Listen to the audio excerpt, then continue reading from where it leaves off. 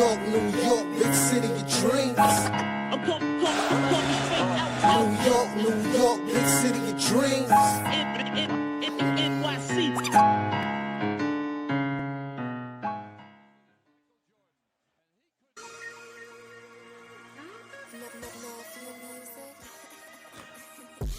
What's going on? This is Jay Ellis from the Nick of Time Show here, giving you that Knicks talk just in the nick of time. And we are here to talk about some Knicks trade rumors on a Sunday night. Give our regards to Ian, who's dropping bombs on us on the sneak. We got to talk about this, man. Woo. Wow, we got to talk about this. But before we even get to it, I'm going to introduce you to my peoples first and foremost. It is the Latin assassin, ESPN contributor, posting and toasting contributor, Bleacher Report contributor, Lee Escobedo. My main man. Yo, what's up, Fritz? Jay, this is going to be an interesting conversation. Excited into it. Hell yeah, hell yeah. And of course, you already know Mr. NBA Economy himself. If you watch his show, you got to bring your pitchforks and your calculators, my man. Fritz Alessandor. What's good, Fritz? I don't know. I'm good. Conversations that's just for me. And just like New York, we won it all and we win it all for free. Listen, yo, truer words have never been spoken, Fritz. We want it all, and we want it all for free, or at least at a discount. We don't want to pay full value for nothing, and Ian knows that's the New York way. So let's get into what Ian's been talking about. Now, shout out to Ian Begley. First of all, I wouldn't even be, listen, you guys know this is not really like the big rumor channel. We leave that to the other channels. We kind of deal with certain things when it's more sure, but we usually pay extra attention when Ian says something, which is why we're talking about this right now, because Ian said it. So what the hell did Ian say? Let's take a look. First of all, what made this interesting was Ian was asked a question about rim protection, right? Shout out to our Mets 15. Says, do you think the Knicks look to address the need for another rim protector at the deadline? Nick Richards may be back in the fold. Kolik Daddy works theoretically. And Ian goes on about, the point guards, and how the Knicks would most likely look for a veteran point guard, which is already like a things that make you go definitely kind of moment, because it's like, okay, we get a veteran point guard here. We already have 175 guards here. Where is the playing time going to go? Like, you know what I'm saying? Like, we're already a short team. Where is this guard playing? Like, so that's already raising a kind of like an eyebrows. Like, okay, this is what the Knicks looking at. I know we've been paying point guard by committee at this point.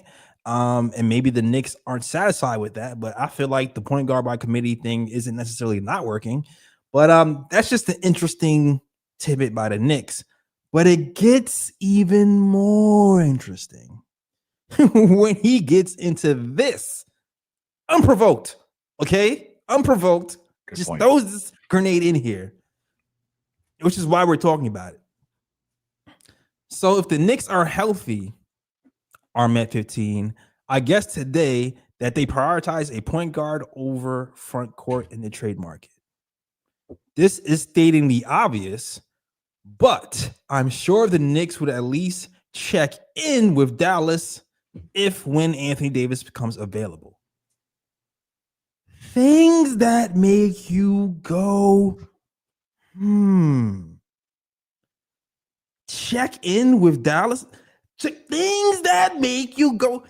First of all, let's dissect this statement. This is stating the obvious.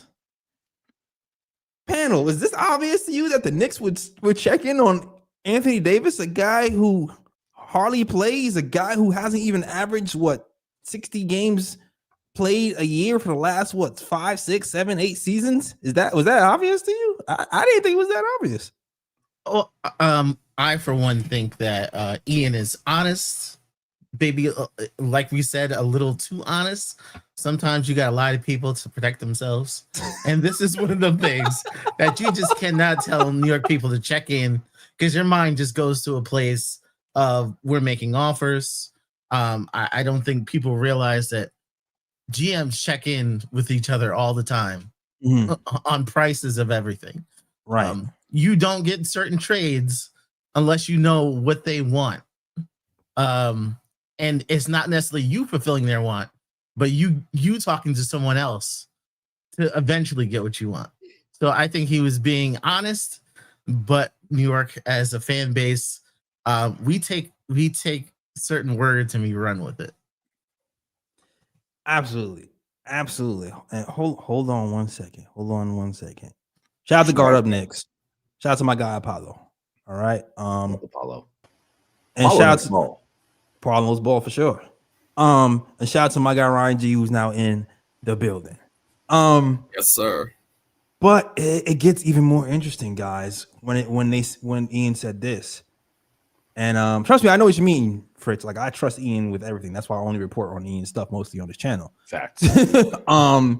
But so I feel like he knows something. And this is why he's just saying it out of nowhere. They also go on to say, you may scoff at the idea, but the Knicks want to win a title this season. If Dallas is offering Davis at a below market cost, if Dallas is offering Davis at a below market cost, I'm sure the Knicks will at least give the move some thought. But this again is stating the obvious. The Mavs will get calls from nearly all NBA teams when they make Davis available. Distinguished Cannell, I want to dissect this a little bit. What exactly is below market cost for a man who makes $53 million a year? Does anybody have like an idea what that means below market for $53 million? Yeah, considering he was traded for Luka Doncic initially, it's the entire NBA at below market. So at everything under Luka Doncic, which is like all but three, four players in the NBA. If you want to get literal with it, again, great point on trusting Ian. He's probably the only real source I truly trust. And that goes for reporters and podcasters alike. I think it's inevitable that Leon Rose, and we have heard this, Ian's reported this, that they checked on just about everybody throughout the league. And I think they do that to establish marketplace value, not just holistically in the NBA, but for their own pieces and assets as well. So when they go to a table, they always bid a little bit lower. This is all me guessing. They bid a little bit lower, knowing what the value of everyone in the conversation is going to be. That way, when they eventually agree on a deal, they're agreeing on a deal that they already were like, this is not past a line or a threshold we were willing to go. And I think that AD is a piece that when you look at the Knicks roster, there are only one of two options. There's the obvious, which is Karl-Anthony Towns, and then the not so obvious, an aggregation of contracts that, and we'll get there, of players you would have to trade and combine in order to get him. But AD to me right now is a depreciated asset. You have to call him that because of only the number of games he's played since joining Dallas. Not the season. He's played a combined 14 games. Not just a combined 14 games, but 14 games out of a total of 51 possible games played. That goes for last year and this year. That sounds like a Mitchell Robinson problem to me. So I'm not really interested in adding another one of those guys to the roster. But just in terms of hypotheticals and trade value, I think below market cost is, can we get a deal? Can we give a deal without giving up picks? Can we give a deal without giving up more than one starter? I think that's like the bar meter of what Leon Rose would be looking for. But I don't think there's a deal that's done without completely compromises not only your assets, but your team identity. And I think that's what I'm getting at when I emphasize below market value. Like I feel like because of the size of his contract, any trade for him is expensive. There is nothing below market, even in the eyes of below market people. Like because of what Lee just mentioned, he hasn't played many games over his career. So there's always this looming idea over your head that he's not going to make it throughout the playoffs and to the finals to be healthy enough to even help us win that championship. So it's like you start to look over like what makes sense, and it's like, all right, we can move, Macau in pieces, but we're depleting our whole entire team at that point. And I know Fritz kind of prepared something for us. Fritz, did you want to show what you thought could be a possible trade if it doesn't involve Cat? Well, I'm going to try to illustrate why it's tough to put together a trade without Cat. And I kind of prepared one. Okay. That works. It works, even though it says failed. It actually does work. All right. So I'll let's see. I'll get that going real quick.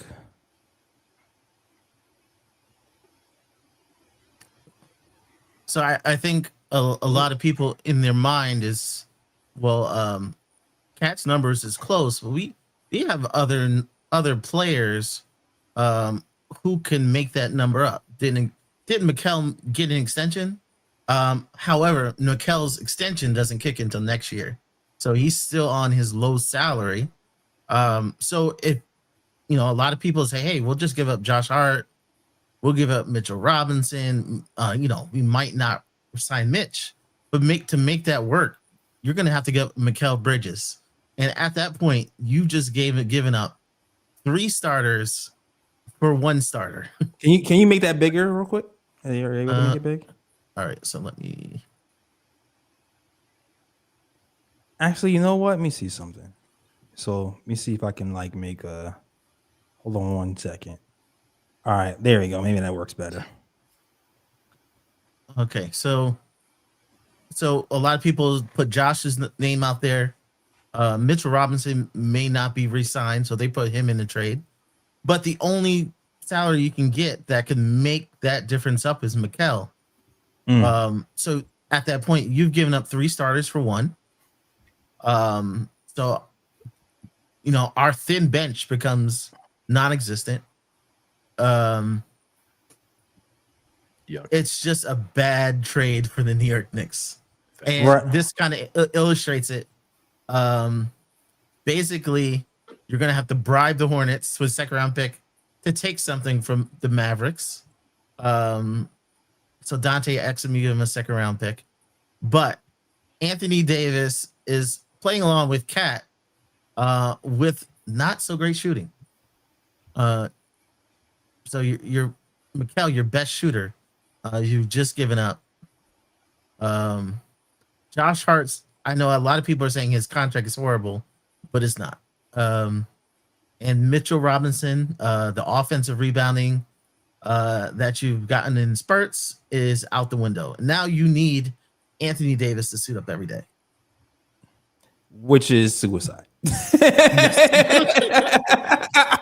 Which is suicide.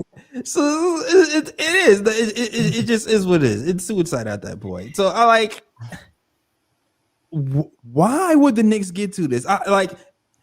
Is this an indictment on Karl Anthony Towns himself? Because if this is being floated out here, to me, that's a signal that maybe they aren't happy with the product on the floor as currently constructed, whether it's Mike Brown, whether it's Karl Anthony Towns' defense, whether they're just even questioning if Karl Anthony Towns is the legit number 2, or just the team's makeup isn't what they want it to be. If they're contemplating some type of move, I feel like it's like this, where you're gutting half your team to bring in Anthony Davis, or you're moving Karl Anthony Towns out, which is the simpler version, to bring Anthony Davis in. To me, does that signal more than due diligence, or is that signal more like I'm not confident in what we have this year? For me, I believe it signifies that they're not confident in what they have if they're considering trading for AD if he's below market value. Because if you're confident in your team and you think that you have the pieces already what it takes to win the championship, then you're not really thinking of a big trade like this. You're thinking of maybe, a marginal move at the trade deadline that might, take them over the top, whether that be a bench piece or any type of complimentary piece or whatever the case may be. But if you're thinking of somebody of AD's stature where, he's a two-way player, a player with immense talent, a guy who can be a game changer if he's healthy, keyword, if he's healthy. When you're considering a trade like that, you're thinking that you're nowhere near where you need to be to win a championship, and you need something big to get the team there. So as we can see from what Fritz showed us, it's either the Knicks are going to gut their roster to make that kind of trade, or it's either a straight up swap between Cat and AD. But to me, this signals that if they're looking for a move this big, they're not satisfied with the roster currently constructed. Yeah, I was most excited to hear Ryan's point of view on this because I feel like I love our group chat. We were having a conversation today on like the concept of masculinity. I feel like Ryan is one of the best mantrams and examples of that because I feel like if he was back in Roman days, he would be like one of the stoic like Roman philosophers in like the white tunic with his hand inside the tunic, just like walk around talking about ideas all day. I love how he's able to like ride the line without ever being emotional on the topic. That his monologue just now is a great example of that. He's able to see every side of things. I'm a little bit different. I get very emotional on stuff. And this idea of a trade really pissed me off. I'm not against trading Cat next year. I'm against any major trades happening this year. But if we lose in the second round or he's super disappointing in the postseason, everyone has to be a possible trade target at that point, in my opinion, based on how you perform in the playoffs. Julius Randle, great example of that. But for now, if Karl-Anthony Towns is going to be traded, if it happens this year, it needs to be someone that makes us better, not someone that compromises us in other ways too. I mean, Anthony Davis, you're talking about pairing a super injury-prone power forward with a super injury-prone center. I love Mitchell Robinson. He's my second favorite Knick, but he's Mr. Glass. He is not dependable to play more than 60 games, if that, during the regular season. And you want to pair him with a power forward that also has that same caveat? It doesn't make sense to me. Also, Anthony Davis this year shooting 27% from three. Last season, when he came to Dallas, 23% from three. Before that, in LA, 29% from three. For his career, 29% from three. So now you want to go from 5 out to 2 out, 5 out to 3 out. Come on, man. You're going back against where the NBA is headed. You're going against the momentum of the river in terms of trending on how spacing in the modern offense is being constructed. That doesn't make sense to me either, as well as someone that is no longer the player he was in New Orleans. Panel, have any of y'all watched any of the Dallas Maverick games, not including the one against the Knicks? Have y'all watched like multiple games this season or last season of the Mavs? Not a lot, a few. Okay. And I don't blame you. They haven't been fun to watch since Luka Doncic was traded. So that's not an indictment of anyone's viewing abilities. I do not blame you whatsoever because they've been complete ass. I have. I live in Dallas. I watch games with my buddies. He is fat. He's out of shape. He looks lazy on defense. He's missing rotations. He's no longer a playmaking hub. He hurts their spacing. He has a refusal. And there's almost a mopiness when he has to play the 5 in Dallas. Why would you want to bring all of those conflicting elements to New York and replace a player who brings those same elements with a player that doesn't eliminate those same problems? That doesn't mean, intellectually, I cannot wrap my hand around that in terms of a logical argument. I'm all out on a Karl-Anthony Towns trade for AD, but that doesn't mean I'm all out and eventually on a trade for Karl-Anthony Towns. But one for AD doesn't make any sense because it doesn't make us better. Yeah, and I want to just add to what Lee said because I just answered the question. I didn't really give my full thoughts on the trade, so I just want to add to what Lee said really quickly. The Knicks making this move reminds me of the Knicks in the early 2000s because this is the kind of trade that can really set back a franchise because why are you going to gut your roster for a player that's often injured? And then, like Lee said, if we bring in another big man to pair with another big man in Mitchell Robinson, who's also often hurt, that's going to compromise the Knicks even more than what they're compromised at the moment because you're going to have two bigs that are often injured. And we know AD is a great talent. We're not really indicting AD on the fact that, like, you know, oh, he doesn't have the talent, whatever the case may be. When AD is healthy, he's an all-world player on both ends of the court. We know this. But it's just the fact that you're rolling your dice on a player that I don't remember the last time he's played over 60 games in a season. And you're really rolling the dice on a player that you're just praying to God that he stays healthy when he comes to the Knicks. Like, and as much as Cat has his flaws, I'd rather have a healthy Cat here to pair with Mitchell Robinson, where I know that Cat is at least dependable. I can at least guarantee that Cat's going to play the majority of the games in a season, rather than bringing another player where we just know he's often injured. And like Lee said, it's going to hurt the spacing as well, because AD is not really a good three-point shooter on top of that as is. So this trade doesn't make sense whatsoever. To me, it reeks of desperation. Yeah, I know the Knicks want to win a championship this season, but if you want to win a championship, you have to make a move that's smart and makes sense for the roster that the Knicks currently have. Making a move for AD is a desperation move. That's a move. That's a kind of move you make where it's like you have no hope, and it's like, you know what, let's just roll the dice and see if this works. And the Knicks are not in a position where they need to roll the dice. The Knicks are in a position where it's like, you know what, let's see if there's a piece out there that we can add to what we currently have that's not going to cost a lot, that's going to lift this roster greater than it currently is.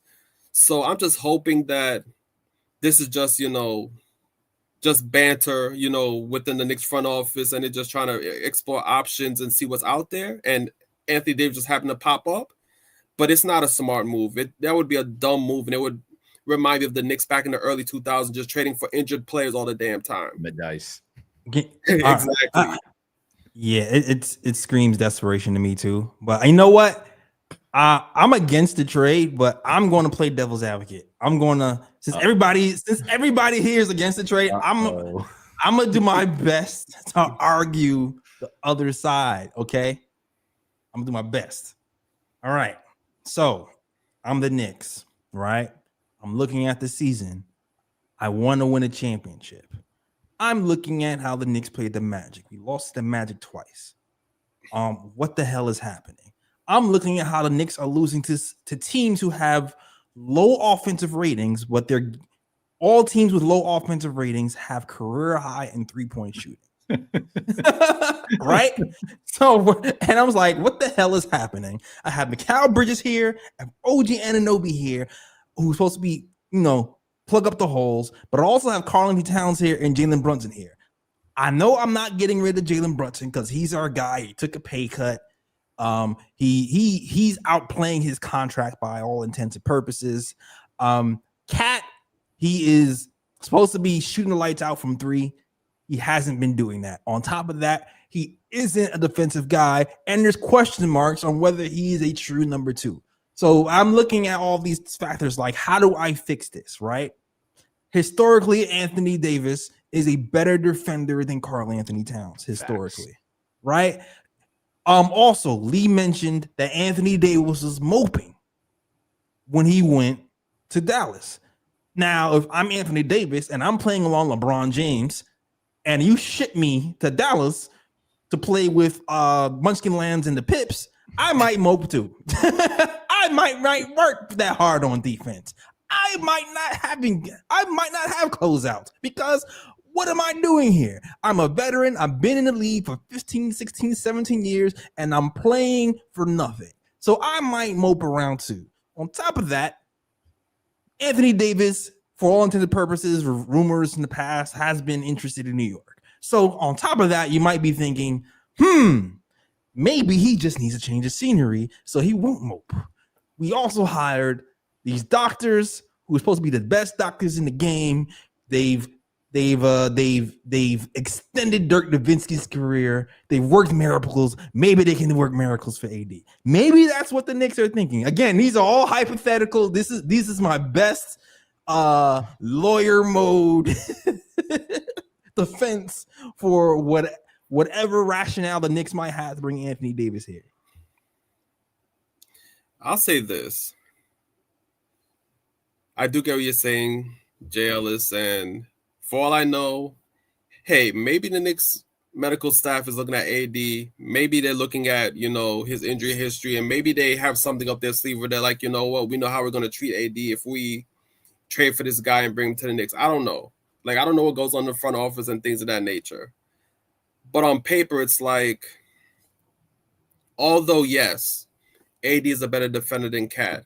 Yes, if AD is healthy and in shape, he can really bolster this team's defense and help them in numerous ways, more than one. We get it. But at the same time, it's like, it's still a huge dice roll move. Like, there's no guarantee that if the Knicks trade for AD, he's going to be healthy. You know what if the Knicks ship like the trade that Fritz put out there with the Knicks trading Mitchell Robinson, Josh Hart, and Mikal Bridges. Say, for example, they make that trade, bring in AD. AD plays 2-3 games, gets hurt, out for an extended period of time. Right then and there, the Knicks are going to look stupid. Like, not only do you trade for a player that is often injured, and then he comes to Knicks and gets injured, and then he's out for a long period of time. Not only you do that, you bolster the Mavericks roster, because now the Mavericks have, not to go with Cooper Flag and Kyrie Irving, now they have Mikal Bridges, Josh Hart, Mitchell Robinson, and now you make Dallas look good. And then when last season, when Dallas got fleeced in the Luka Doncic trade, now the Knicks got fleeced by the Anthony Davis trade. So Okay. Obviously, that is the worst case scenario. In my scenario, Okay. I'm saying Cat for AD swap. My scenario. Cat for AD swap. AD goes, you know what? I'm going to play the center position because I've always wanted to be in New York, and I didn't want to play the center in Dallas because it's Dallas. I don't want to be in Dallas anyway. I want to be in New York. Nice. I know. I don't mean to offend you. I'm not. I know. I know. I'm just doing my hypothetical because I know Anthony Davis was rumored to want to come to New York years ago. I know that from years of doing this program, right? Yeah. So now it's like you have AD at the 5, OG at the 4. You know, it's just like, okay, now you have like a kind of a rim protector who can play offense. Now it might make more sense, you know, as a whole.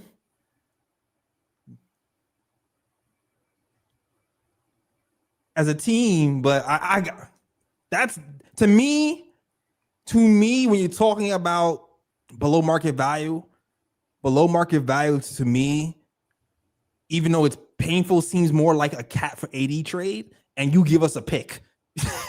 You give us picks versus we give up our whole roster for AD. Like, that's how I feel about it. Like, if you're an appreciated asset, you're getting Cat, you're getting somebody younger.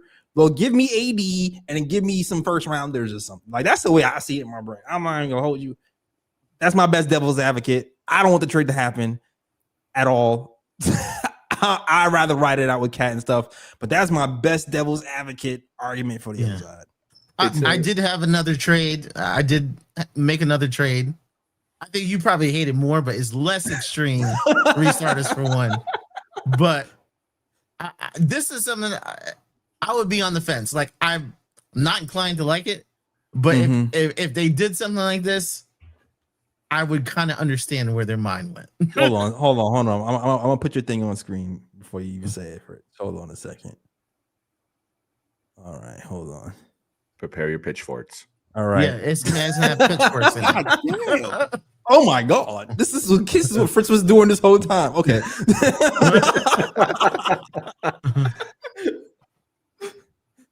Okay, so it would be the Knicks. It would be under for the Mavericks. For them, they would be giving up a deal. So we'd be the Knicks, Jazz, and Mavericks. Lauri Markkanen going to the Mavericks. Josh Hart going to the Mavericks. OG Anunoby going to the Jazz. Oof. Najee Marshall going to the Jazz. Dwight Powell going to the Jazz, most likely getting cut. And Pacome Dadier, and then more picks on our side. But basically, Anthony Davis, we get who we want next year. Walker Kessler is injured for this year. And then we can re-sign one of our guys on our 2As onto the roster. And probably sign a 15th person in January. Oof. You're right, Fritz. I hate this too.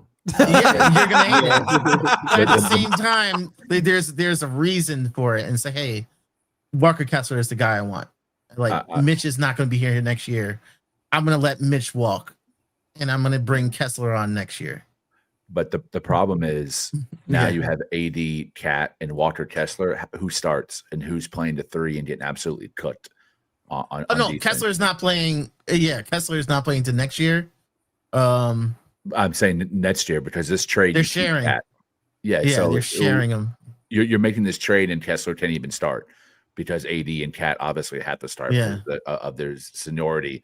And they're better players. So it's like you're making this trade, and you're now instead of having way too many guards, you have way too many bigs. It's another compromise. You're most likely trading Cat next year, and you're going all in. This is like, hey, I got something under the table with Giannis, and it's gonna happen next year. Oh, this guy he got ulterior motives. Okay. I know. Like this is I got back deals for days. Okay. CA back channel deal. I see what you did there. But like, so Fritz making them Nico Harrison trades. Yeah, I'll take that paycheck. I'll tell you. Oh man, I think Fritz is just illustrating. It gets ridiculous. It gets ridiculous either way. There's no trade that the Knicks can make that the Knicks fans wouldn't have pitchforks for. Yeah. I think that's the real point. And I think if they did a trade, there is a back deal out there to make it make sense in a year from 8 months from now. Game. There's a long game to it because there is definitely not a short game to it. AD in itself is such a dangerous idea. I love the fact that Ryan brought up the early 2000s because me and Jay were actually comparing it to like the Antonio McDyess before the show started. Yeah. If it failed, we're right back to the perception that everyone had of us. It's absolutely how everyone who doesn't watch basketball thinks of a Knicks is an AD type trade. There's reflections of that. What I don't like is you shorten your window. Karl-Anthony Towns right now is 30 years old. AD is 32. He'll be 33 by the end of the season in March. You start next season with him 33 and then in year 34. Your window goes from like a 4-year window tops to like 2 before he is actually a liability on defense. The one thing that he's supposed to booster your lineup with. So to me, it's like injury prone, old, past his prime, doesn't want to play the position that he would actually make this the most dangerous at, which is center. Why would you make that trade and either gut your roster as Fritz's hypotheticals have shown you, or you swap out for someone who is actually dependable health-wise in Karl-Anthony Towns? That's the one thing, too, that we haven't mentioned. Towns plays injured, and he's always, so far, has been available for the Knicks. And we're a team that has to constantly mitigate OG injuries, Blanchie Shaman injuries, and Mitchell Robbins injuries. Yeah. Why would you want to give up one of the three most reliable players on your roster? Yeah, I agree. Like, this is pretty much like the modern-day Antonio McDyess trade to me. Yep. Yeah, it's like, or Steve Francis. Yeah, it's like the guy who was good, and then like and that Antonio McDyess trade, we ended up trading Marcus Camby, Mark Jackson, and then they all balled out. They all balled out, and we brought them back later because like my bad, except for Nene. Later when they were washed. Yeah, exactly. Too late, pretty much. Bad. I think there has to be. I think when it comes to trades, there is like a chess element to it. Like at the same time, AD isn't like one of those good chess pieces. Like he's a max player for three years. Yeah, his third year is a player option. Isn't like, hey, next year he's gonna be a free agent. Maybe we can get him to, take a pay cut. No, that's 3 years of max money. And you are looking like you're in the last part of your professional career. Yeah, there is $1 million. Yeah, there's no light at the end of the tunnel with AD. So if you're committing to AD, you're committing to him long term. So Yeah. The only way I can see the Knicks doing a trade that isn't beneficial for them is if they have a situation where they can make sure that they don't go over this second apron for the next few years and it's guaranteed. But AD doesn't do that in itself. There would have to be some other trade waiting in the wings. All great points. All great points. I had enough, man. I think we all proved that point at this point. I don't want that man here. He was my best devil's advocate. I still don't want that man here, but great guy. He just has, he's built with the legend of Patrick Ewing's knees, and we just don't need that here right now. But yeah, that's it. That's it. Anybody else have anything to add before we close? I would say that one person or one group that would love this trade, I mean, love it. No pitchforks. They would actually help pack his bags to New York City are Maverick fans. Maverick fans are already absolutely disgusted with Anthony Davis. He has earned that nickname Street Clothes, which is now on his Basketball Reference profile. That has been solidified here in Dallas. They're ready to absolutely get rid of him and tank because this is their last year until they have control of the draft pick for like the next 6 seasons. So they're in a terrible place. And they would love nothing more than to get rid of their most appreciated asset in Anthony Davis, move on for the entire Luka Doncic trade fiasco, Nico Harrison, and just dump his ass to a team that's willing to give them assets like OG Anunoby or Karl Anthony Towns. That's a win-win for them. So when the team who the player is on right now you're trying to get is like, we'll take them for anything, that's a good sign that maybe you should avoid that at all costs. And there's a reason why the Lakers and what's their GM's name? I can't remember his name, but right now, the former agent, there's a reason why they wanted him to be the centerpiece in this deal as well. They were ready to move off of him and pair Luka with LeBron and Luka with Austin Reeves, opposed to AD because of the health injuries and concerns. Right. So the league is a guard-driven league. We need a wing. You build around wings and guards. You don't build around aging 33-year-old bigs whose best days are behind them. This trade makes no sense on any level except for someone like Steve Mills, Isaiah Thomas, or Phil Jackson, and thank God they're gone and dead. All great points. All great points. All right, yo. That's the show, guys. Just let them know where they can find you. Oh, go ahead, Lee. Let them know. On Twitter @_Lee Escobedo, LEESCOBEDO. All right, Mr. NBA Economy himself, Fritz. Let him know they can find you, sir. Fritz handles on Twitter. Also, catch me in the chat. NBA, not only at NBA Economy, you're here on the Nick of Time show. Make sure you subscribe, and please get that subscribe to Lee's Substack. Absolutely, appreciate you, Fritz. Absolutely. Subscribe to the Substack and subscribe to the channel too. We're trying to get to 10K followers. So shout out to all the people who've the new subscribers recently. Hope you're enjoying the content, and we'll be back to talk about the Knicks Nets and most likely, hopefully, a Knicks win. All right, Ryan G, let them know they can find you, sir. You can find me on Twitter at RyanGKOT. You can also find me on Instagram at Sir G is Chillin'. Sir G is chillin'.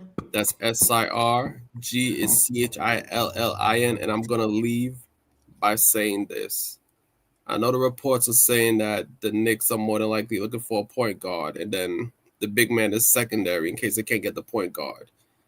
Knicks, the answer is not in point guard, because you have Brunson, you have guys on the team that can run the point. I mean, hell, Mike Brown put in Kolek the other night, and Kolek looked pretty good running the backup point guard. Like the Knicks have guys that can play the point here already. The answer is on the wing. You either trade for a wing that can help, or you have wings on the bench that you can develop throughout the season, like Diawara. That would be a major help to the team. So come on, Knicks. Like, let's get it together. It sounds like we need a Ryan's rant. Give me some of them wings. Give me some of them wings. All right. Shout out to Phil, who said Knicks Nightcap. Shout out, Knicks Nightcap is coming on Tuesday. So thank you, Phil. Shout out. Make sure you tune in on Tuesday for Knicks Nightcap. All right. You can find us at the KOT Show on Twitter, the Nick of Time Show on Instagram, and the Nick of Time Show on Facebook as well. All right. That is the show. Thank you guys for watching, and as always, shout out to Worldwide West. Everywhere we go, we leave a worldwide mess. it's a mess out here in these Knicks streets. That's the show. We out of here. Peace. New York, big city of dreams. New York, big city of dreams.